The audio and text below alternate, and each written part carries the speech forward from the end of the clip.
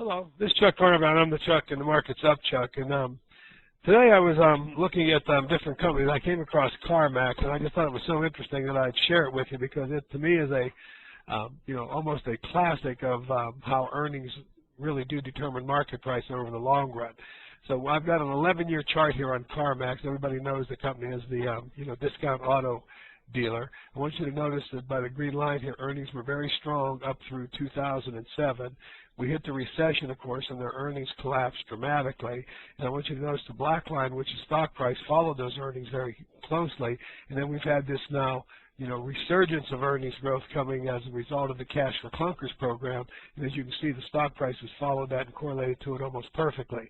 A couple of points I want to make notice of. One is that, there was a lot of volatility in the stock price, back in these early, first 4 or 5 years. So, the stock went from March of 03, it went from 7, all the way up to 19. That's certainly a great deal of volatility. And some would say, well, earnings really didn't matter here. Well, they truly did because the stock was undervalued, went to being overvalued. Notice how the price is always coming back to its earnings justified line. But for short periods of time, earnings don't determine market price. But over the long run, I think as this chart clearly points out, they certainly do. And of course, look how perfect this correlation was. So, I thought it was just a very interesting picture, and I thought I'd share it with you to show you that, in the long run, it really is important what the company does. It's certainly a lot more important what the company does than what the stock price may be doing in the short run.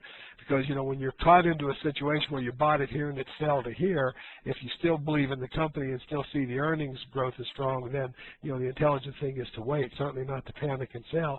On the other hand, if the price gets, too high above its earnings line, there's really no case of that here in Carmax, then you'd also want to know that that's a good time to be selling, given the fact that the earnings don't support it anymore. This is Chuck Carmack saying, thanks for listening. I hope this gave you some additional insight into the relationship between earnings and market price.